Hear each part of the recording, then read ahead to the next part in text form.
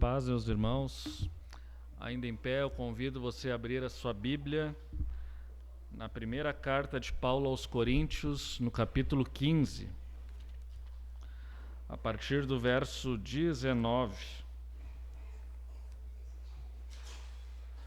Primeira carta de Paulo aos Coríntios, no capítulo 15, a partir do verso 19.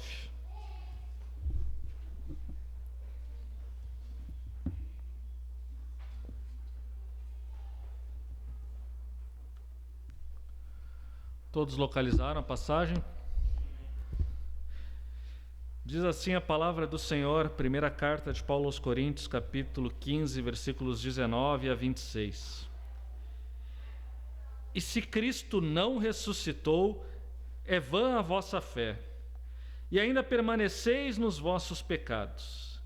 E ainda mais, os que dormiram em Cristo pereceram. Se a nossa esperança em Cristo se limita apenas a essa vida, somos os mais infelizes de todos os homens.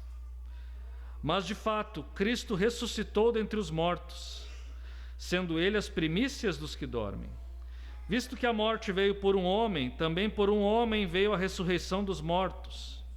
Porque assim como em Adão todos morrem, assim também todos serão vivificados em Cristo. Cada um, porém, por sua própria ordem. Cristo as primícias, depois os que são de Cristo na sua vinda. E então virá o fim, quando Ele entregar o reino ao Deus e Pai, quando houver destruído todo o principado, bem como toda a potestade e poder. Porque convém que Ele reine até que haja posto todos os inimigos debaixo dos pés. E o último inimigo a ser destruído é a morte. Até aqui a palavra do Senhor. Os irmãos podem tomar assento.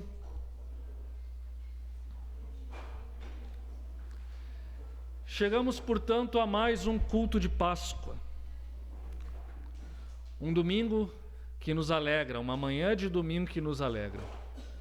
Eu estou indo para o meu 6º ano nessa congregação e quase todos os cultos de Páscoa eu preguei. E nós já pregamos aqui o Evangelho de Lucas, já pregamos aqui o Evangelho de João, já pregamos aqui o Evangelho de Marcos, já pregamos o Antigo Testamento, o Êxodo, a Páscoa judaica, as origens da Páscoa cristã, pregamos Mateus. E nessa manhã eu escolhi essa passagem de Coríntios, a primeira carta de Paulo aos Coríntios, justamente para refletirmos um pouco mais sobre a importância da Páscoa, o significado da Páscoa para todos nós que professamos a fé em Jesus Cristo, para todos aqueles que professam a fé em Jesus Cristo. A história vocês já conhecem, eu não preciso narrá-la aqui novamente. Ontem também nós ouvimos ela aqui sendo narrada e cantada no nosso musical de Páscoa. O Senhor Jesus profetizou, queria dar a sua vida, queria ser morto, mas ao 3º dia ressuscitaria. Os discípulos não entenderam o que ele estava falando, e quando ele foi crucificado, parece que todos os seus sonhos foram por terra. Eles ficaram profundamente desiludidos, tristes. Imaginem o quão traumático foi assistir aquilo. O seu mestre, Jesus Cristo, que eles imaginavam que fosse o Messias, que iria libertá-los da opressão romana, da opressão política romana, acabou sendo injustamente preso, torturado horrorosamente, condenado contra todas as provas que pudessem existir e crucificado, a pior das mortes possíveis. E não só a pior em termos de sofrimento, mas também a mais humilhante de todas, uma morte que destruía o corpo da pessoa, que expunha ela a mais profunda vergonha e desprezo social. Imaginem vocês o quão traumática foi essa experiência para os discípulos. Eles estavam tristes e desiludidos. Não é possível que aquele que nós imaginávamos que fosse ser o grande líder e o grande libertador sofra uma morte dessa maneira. E na mentalidade deles, na mentalidade dos judeus, ninguém ressuscitaria dos mortos até talvez o último dia do juízo final. Antes disso ninguém ressuscitaria. Então todos os seus sonhos do reino de Deus, da libertação e de Jesus como o grande líder, o grande libertador, o grande mestre, o grande Messias, pareciam ter ido por água abaixo.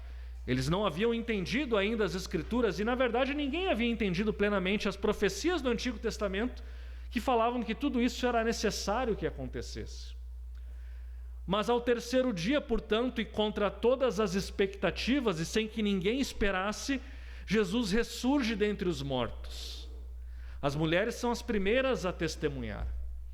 E nós vemos no Evangelho de Marcos, no Evangelho de Lucas, especialmente no Evangelho de João, algumas das mais belas narrativas sobre esse dia.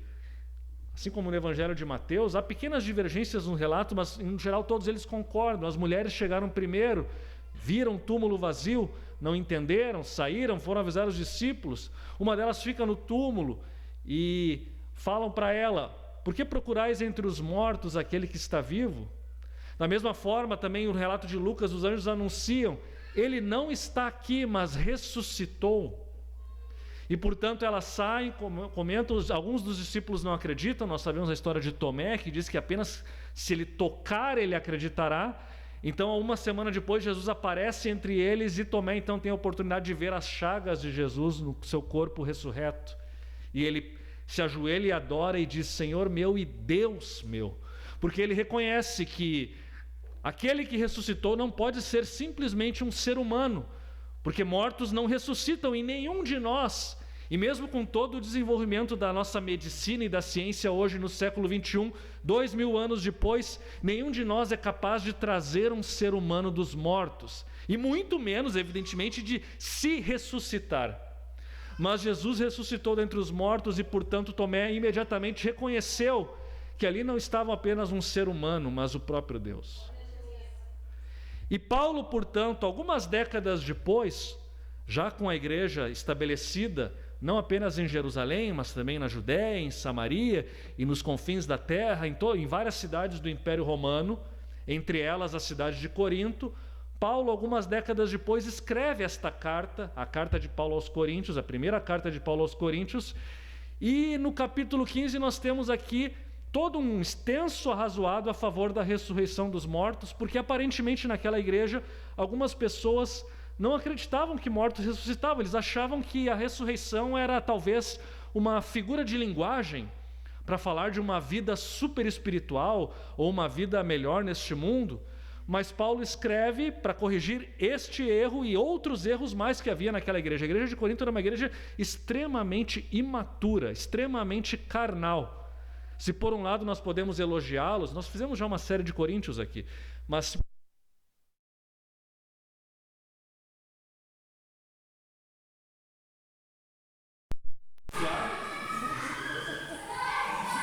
breve a luz de Deus estará de volta. Glória.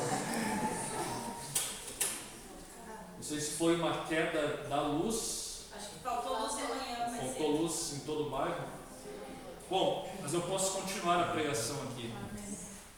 Se por um lado a igreja de Corinto, ela era uma igreja que tinha os dons espirituais, por outro lado esta igreja também era bastante madura. Por outro lado, nesta igreja nós víamos pessoas disputando quem era mais importante. Por outro lado, nesta igreja nós vemos pessoas negando a ressurreição dos mortos.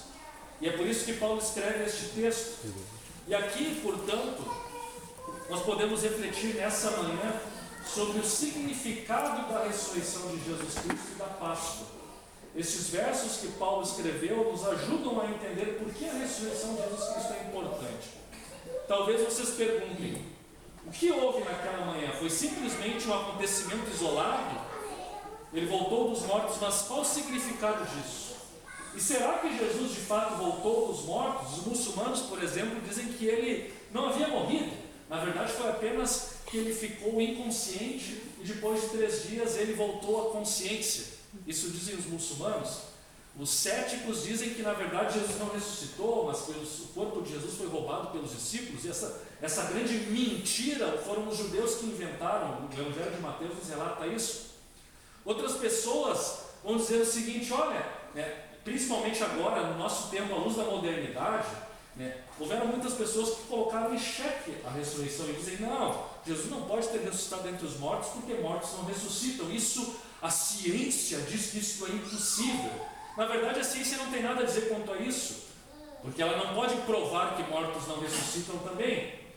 E quem diz que mortos não ressuscitam é a ideologia moderna. A modernidade não acredita em milagres, não acredita em coisas que não podem ser explicadas, fenomenologicamente, e dizem que então mortos não podem ressuscitar.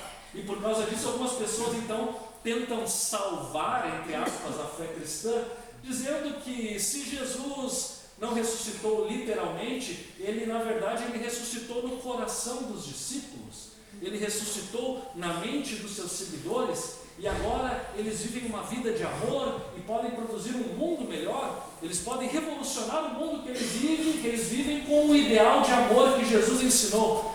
Meus irmãos, não caiam nessa, isso é uma heresia tremenda, é um falso ensino. Infelizmente, existem líderes cristãos ensinando esse tipo de mentira, que Jesus não ressuscitou e só ressuscitou na mente dos discípulos ou dos seus seguidores.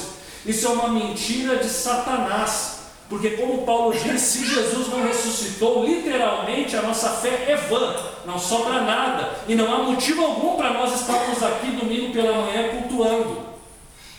A ressurreição de Jesus Cristo é o fundamento da nossa fé. Aleluia. Se não ressuscitou dos mortos literalmente e historicamente, tudo que resta são boas intenções, e de boas intenções o inferno está cheio. É que nem aquelas pessoas que diante da invasão da Ucrânia, vamos cantar uma música pela paz, achando que vão mudar alguma coisa, enquanto os tanques e mísseis são disparados, tanques invadem as ruas das cidades e mísseis são disparados contra aquela população, as pessoas acham que dar as mãos e cantar pela paz vai resolver o problema. Não resolve. Da mesma forma, simplesmente no meu coração Jesus está vivo, na minha memória Jesus está vivo, isso não é a Páscoa cristã.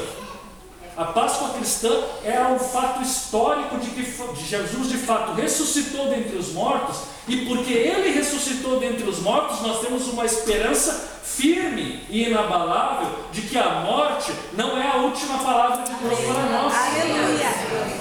É a ressurreição dos mortos que nos dá essa certeza. Agora, vamos ao texto bíblico. O que Paulo vai nos dizer aqui? Paulo vai argumentar, em primeiro lugar, verso 17: se Cristo não ressuscitou, é vã a vossa fé e ainda permaneceis nos vossos pecados. E mais ainda, os que dormiram em Cristo pereceram. O que Paulo está querendo dizer aqui? Ele está querendo dizer o seguinte: é necessário que Cristo tenha ressuscitado entre os mortos para que a nossa fé faça algum sentido. É absolutamente necessário.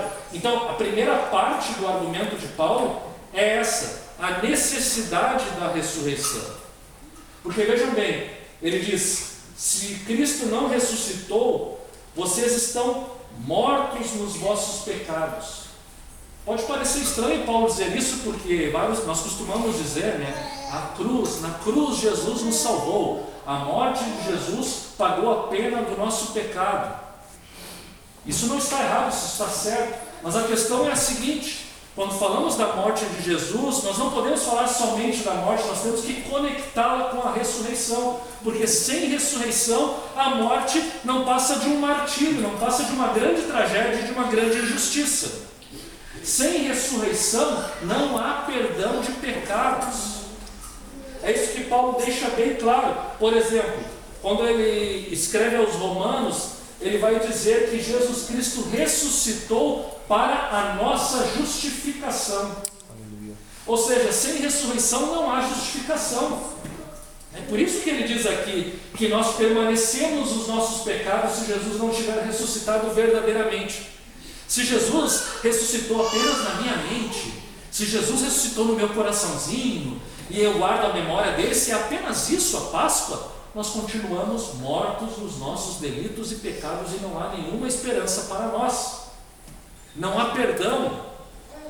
A ressurreição de Jesus Cristo nos prova que Ele era verdadeiramente justo, que Ele não era um simples homem e que a sua oferta pelo nosso pecado foi aceita por Deus. Aleluia. É somente porque Ele ressuscitou, portanto, que nós podemos ter a certeza de que fomos perdoados e aceitos por Deus.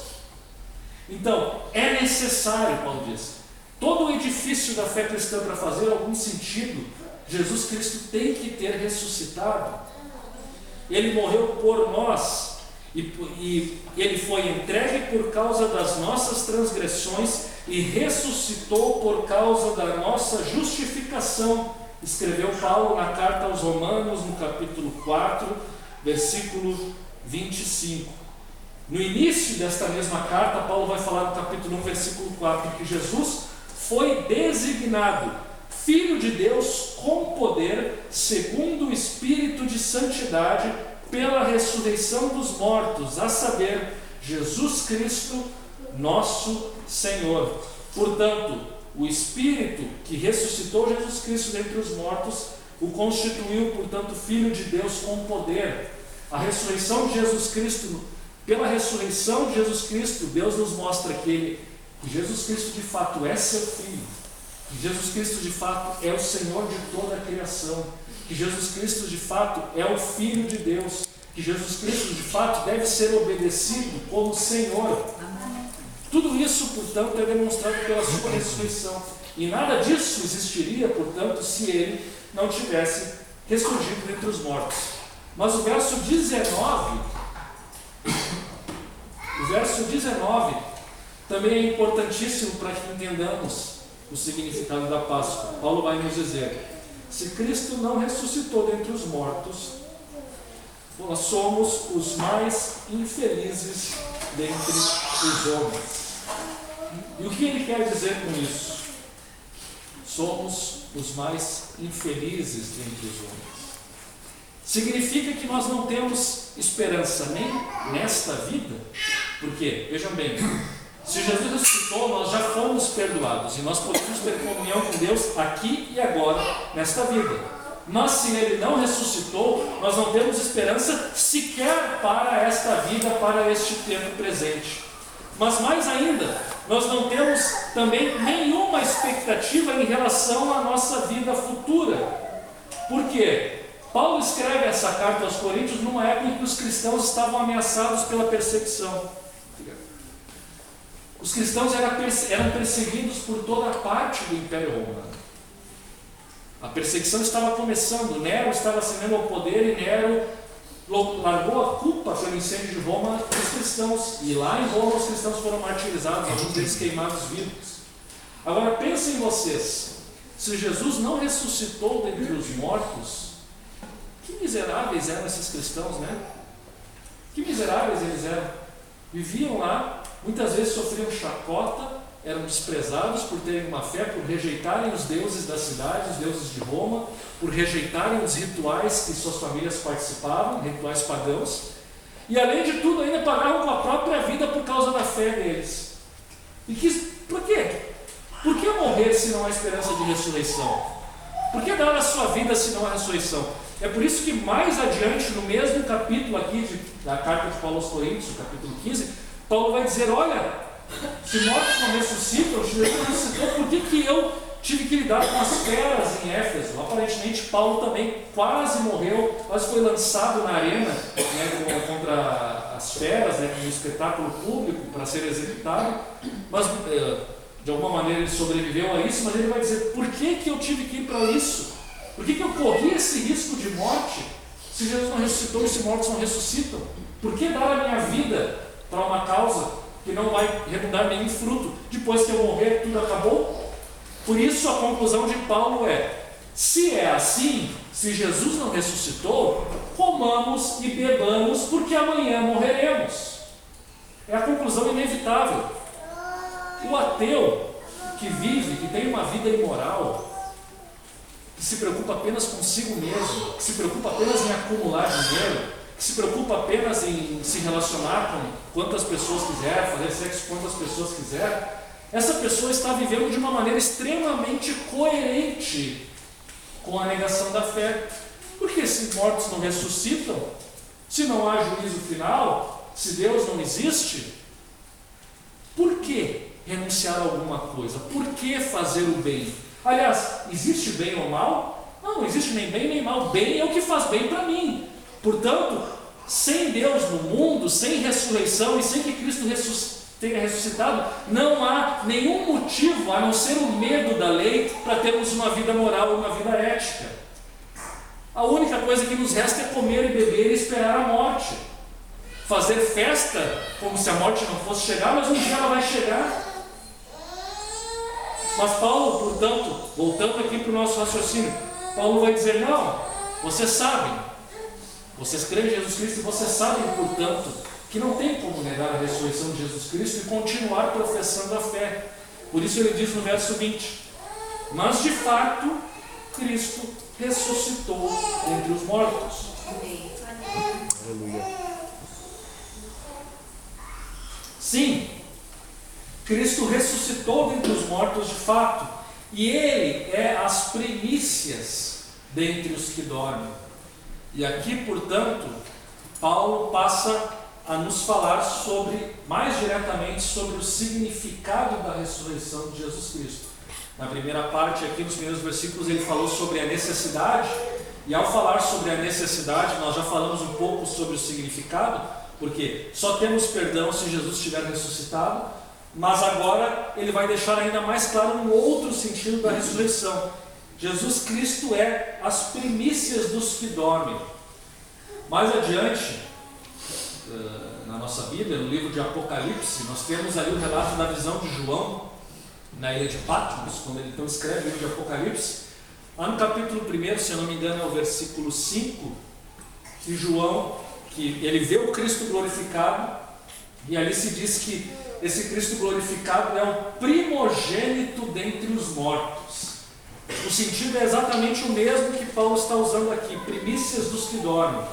No mundo antigo, na colheita, às vezes se fazia uma colheita de uma pequena porção daquilo que viria a ser ceifado posteriormente, e essas eram as primícias.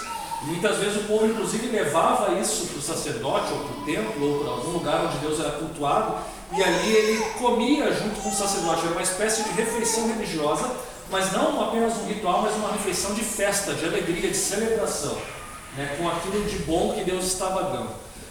Quando Paulo fala aqui que Cristo é a primícia dos que dormem, ele está dizendo que Jesus Cristo foi o primeiro a ressuscitar dentre os mortos. Os judeus esperavam um dia em que todos os mortos ressuscitariam, todos, uns para condenação, outros para vida eterna. Essa é a esperança judaica. Mas eles jamais poderiam esperar, como eu falei no início da pregação, que alguém ressuscitasse antes desse dia e ressuscitasse de uma maneira que vivesse eternamente. Mas Jesus ressuscitou com o corpo glorificado, e Ele está vivo hoje, Ele vive eternamente. Jesus, portanto, é o primeiro dentre os mortos, o primeiro a ressuscitar. E isso significa também, portanto, que a nova criação de Deus, que está desfazendo as obras de Adão, que está desfazendo as obras de Satanás, que está desfazendo a queda do ser humano, que está desfazendo os efeitos do pecado, esta obra começou com a ressurreição de Jesus Cristo. Essa nova criação, melhor dizendo, começou com a ressurreição de Jesus Cristo. Ou seja, o que eu estou dizendo e o que Paulo está dizendo aqui é que há aproximadamente 2000 anos atrás, numa manhã em Jerusalém, quando Jesus ressurgiu dos mortos, aquele túmulo ficou vazio. Naquele lugar que é um jardim, se vocês forem hoje a Jerusalém, vocês vão ver que há um lugar que eles especulam que era o túmulo de Jesus, que tem um jardim, porque o Evangelho de João nos fala, né, que uma das mulheres falou e pensou que fosse o jardineiro quando era o Jesus ressurreto, né, ou seja, o túmulo estava num jardim, como muitos cemitérios hoje são num jardim. Então, num jardim, assim como foi num jardim que no passado, lá nas origens da humanidade, Adão pecou e com o pecado a morte, toda essa desgraça que nós vemos no nosso mundo entrou. Agora num jardim, há quase 2000 anos atrás em Jerusalém, a ressurreição do Filho de Deus dá origem a uma nova criação. Aleluia. E todos aqueles que creem em Jesus Cristo, creem que Ele morreu pelos seus pecados e creem que Ele ressuscitou para a sua justificação, também agora estão unidos a Ele nessa nova criação, e como Paulo vai falar em outro texto, agora são nova criatura. Ou seja, desde a ressurreição de Jesus Cristo, Deus começou a desfazer a obra de Satanás. e por meio da igreja Deus manifesta a presença desta nova criação. Mas talvez vocês me digam: puxa, Rodrigo, legal, mas há 2000 anos nós vemos guerras, desgraça, morte, peste. Estamos ainda finalizando um período de pandemia que assolou a humanidade. Vemos tantas coisas ruins, tanta perversidade.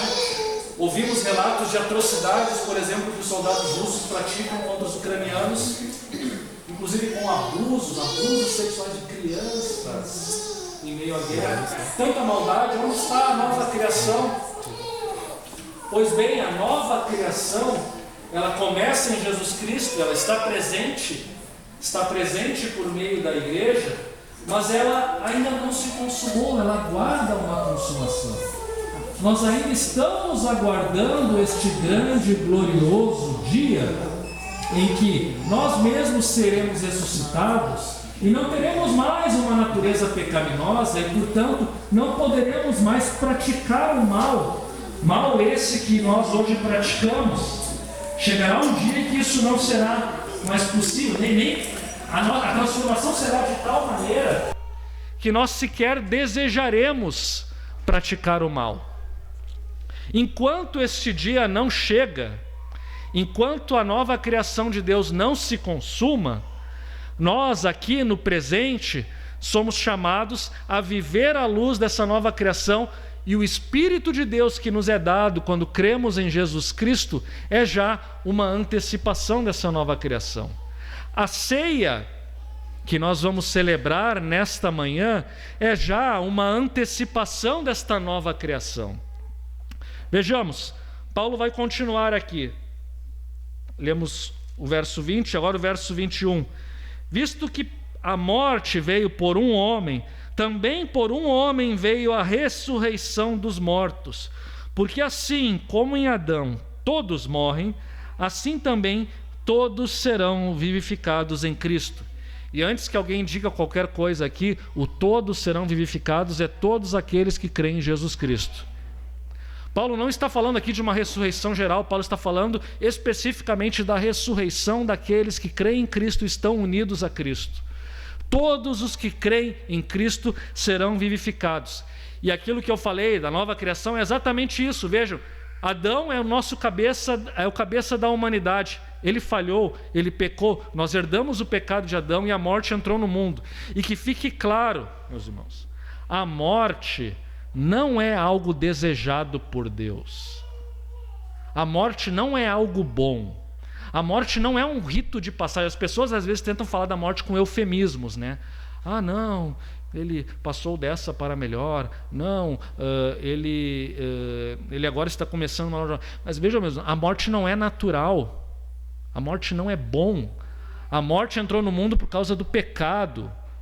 Ela é natural no sentido de que é a nossa condição desde o pecado. Não tem como fugir disso.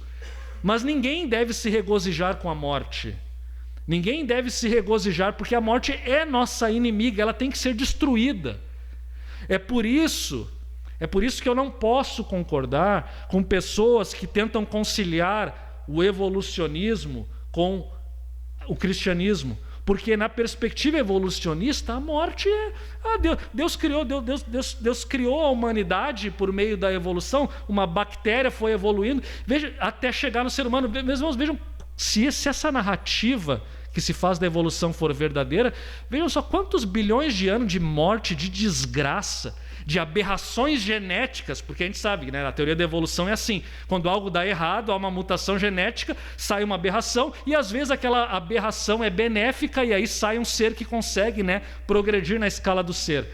Mas vejam bem, se isso for verdade, quantas pessoas, quantos seres, quanto a criação teve que sofrer até chegar à humanidade? Quanta morte, quanta desgraça. Vocês conseguem ver alguma beleza nisso? Eu não vejo beleza nenhuma. Não há beleza nenhuma em tanta morte e miséria. Então eu não consigo imaginar um Deus que se regozije com tanta morte até chegar à humanidade. Eu prefiro ficar com um relato bíblico. Um Deus que cria o mundo, não sei quando ele faz isso, mas ele cria um mundo para que o ser humano tenha vida plena e não morte, não seleção natural e lei do mais forte. Lei do mais forte que, inclusive, Líderes políticos e ideologias contemporâneas aplicaram isso. Essa é a consequência do evolucionismo, a lei do mais forte. Mas nós somos humanos, nós não estamos sujeitos a isso. É isso que nos torna mais do que qualquer outra criatura, porque a lei do mais forte não vale. Por isso nós protegemos os fracos, por isso nós protegemos aqueles que têm alguma deficiência, por isso aqueles que não são os mais fortes naturalmente, biologicamente. A vida humana tem valor porque Deus a criou. E Deus cria o ser humano para que o ser humano tenha comunhão com Deus no jardim. E era para ser tudo maravilhoso e perfeito. Mas o pecado, sim, o pecado introduz a morte no mundo.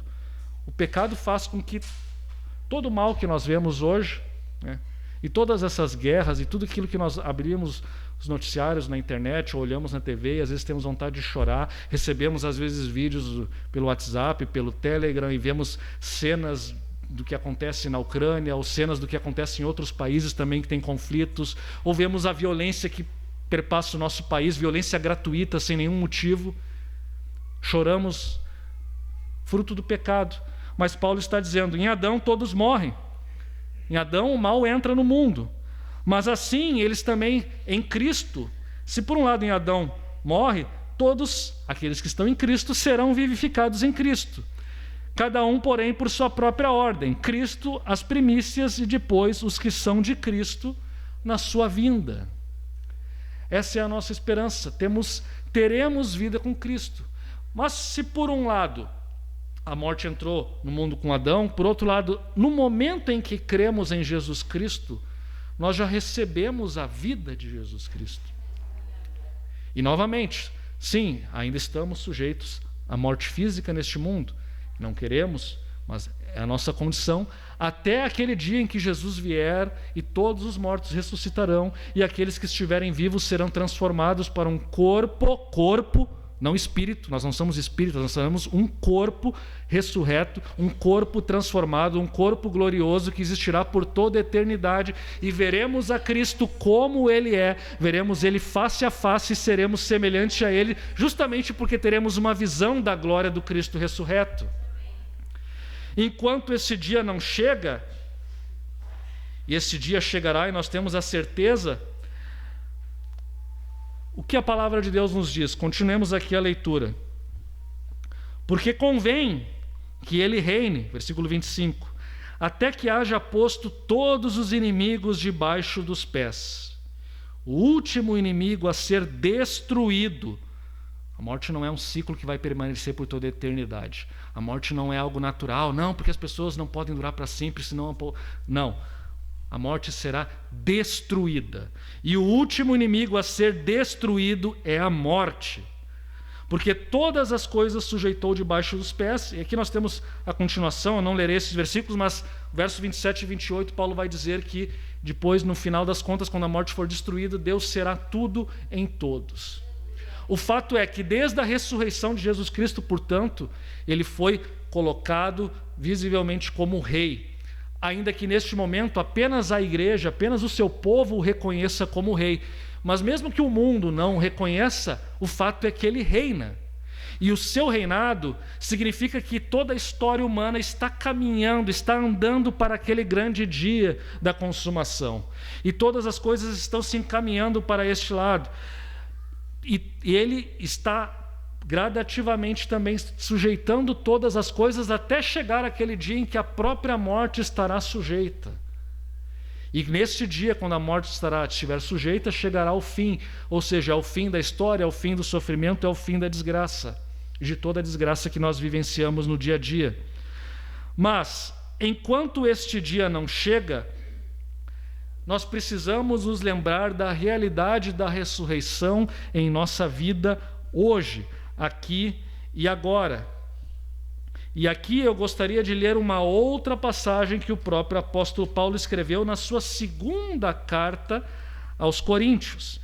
Mas, melhor, antes de ler essa passagem que ele escreveu, vamos ler uma profecia que nos ajuda a entender o nosso presente e o nosso futuro.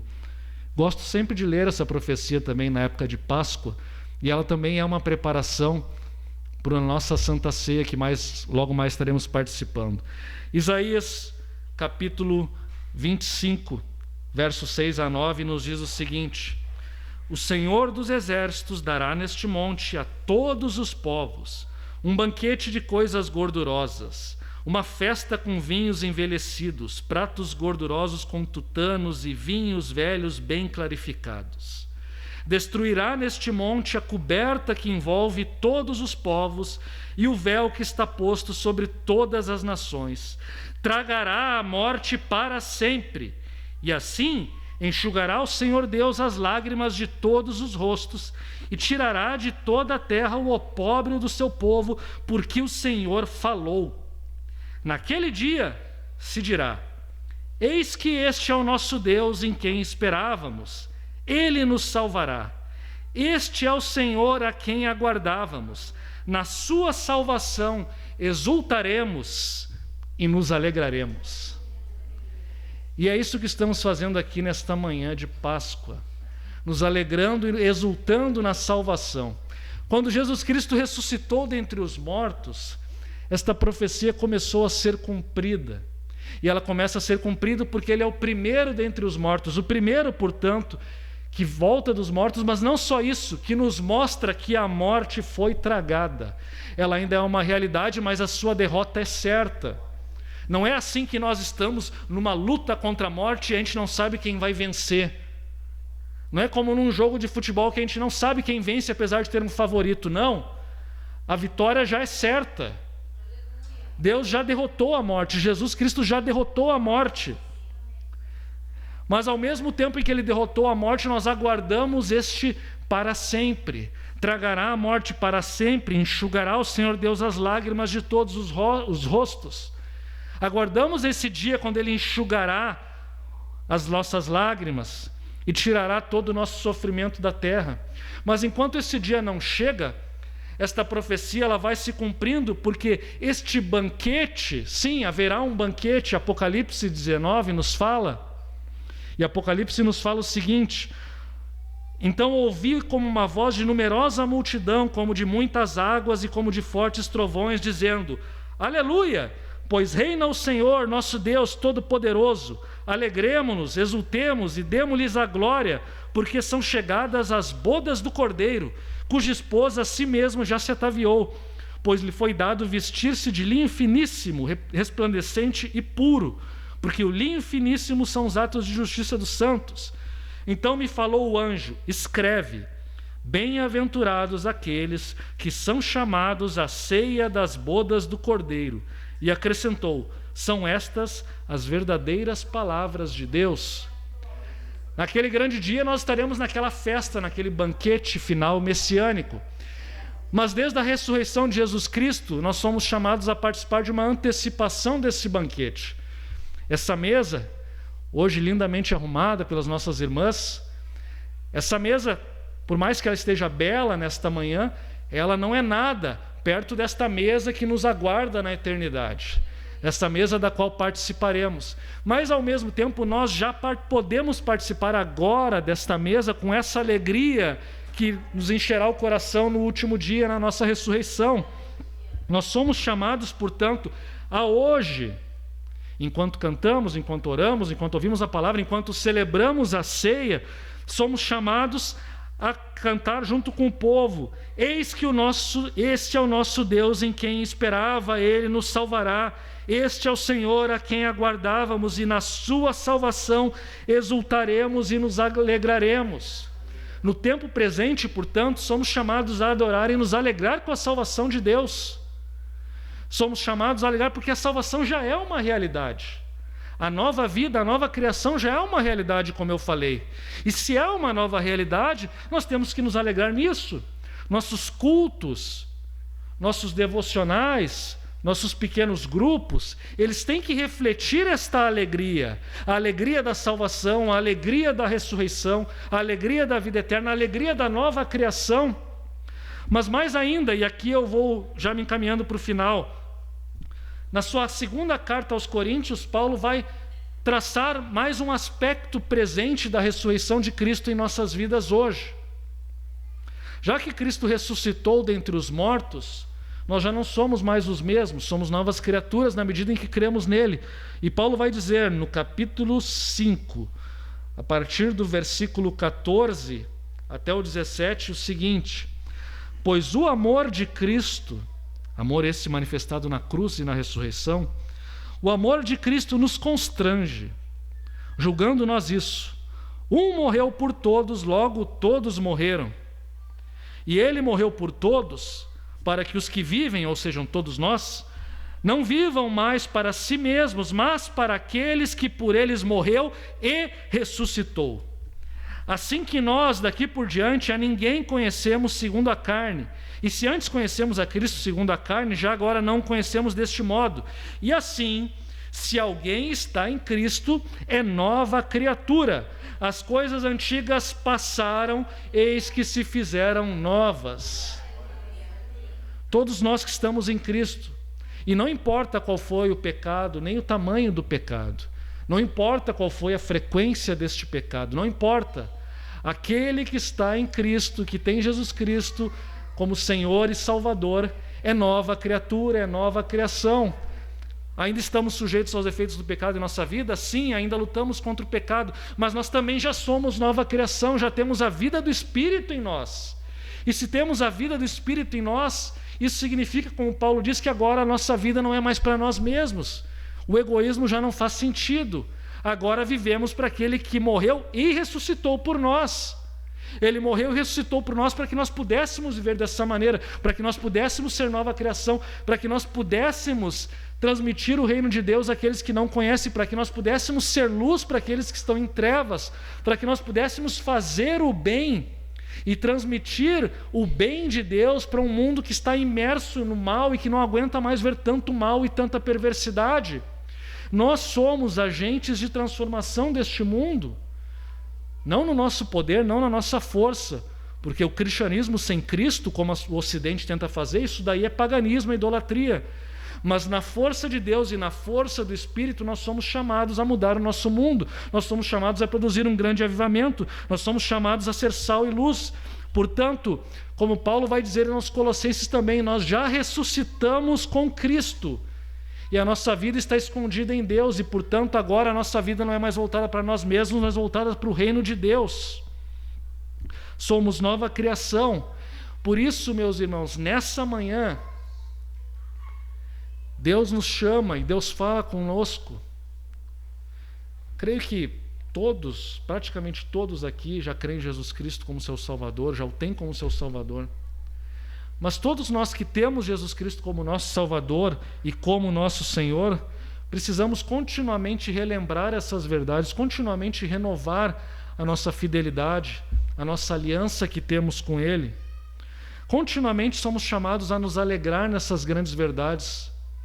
Portanto, nessa manhã, Deus nos chama por meio do Seu Espírito para que renovemos o nosso compromisso com Ele, renovemos a nossa fidelidade com Ele, mas mais do que nunca, mais do que nada, todo esse compromisso, essa fidelidade, esse engajamento, essa busca por crescimento espiritual, essa busca por santidade, essa busca por se tornar semelhante a Jesus Cristo, tudo isso é feito não de uma maneira legalista ou na nossa força, mas tudo isso é feito como uma resposta de adoração àquilo que Deus fez por nós, por meio de seu Filho Jesus Cristo, que morreu e ressuscitou por nós.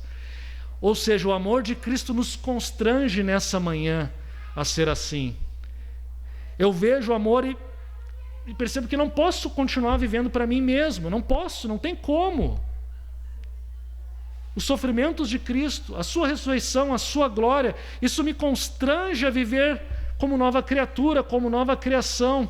Que nessa manhã, portanto, possamos abrir nossos corações para vivermos nesta vida presente, enquanto aguardamos a ressurreição futura, possamos viver como novas criaturas, como nova criação de Deus, levando o reino de Deus, levando o Evangelho, levando a luz de Deus para todos aqueles que estão em trevas. E eu encerro aqui mencionando parte de um antigo cântico da igreja cristã, para que possamos nos alegrar nesta manhã. Alegrem-se, poderes celestiais, cantem coros de anjos, exultai toda a criação em torno do trono de Deus. Jesus Cristo, nosso Rei, ressuscitou. Soe a trombeta da salvação, alegrem-se, poderes celestiais, cantem coros de anjos. Jesus Cristo, nosso Rei, ressuscitou. Alegre-se, ó terra, em esplendor resplandecente, radiante no brilho do seu rei. Cristo venceu, a glória te enche, a escuridão desaparece para sempre. Alegrem-se poderes celestiais, cantem coros de anjos. Jesus Cristo, nosso Rei, ressuscitou. E percebam vocês, meus irmãos, tudo isso é no tempo presente. Alegremos-nos agora, a escuridão se dissipou agora, vivamos como ressuscitados já agora, na esperança da ressurreição futura. Vamos nos colocar em pé e vamos orar.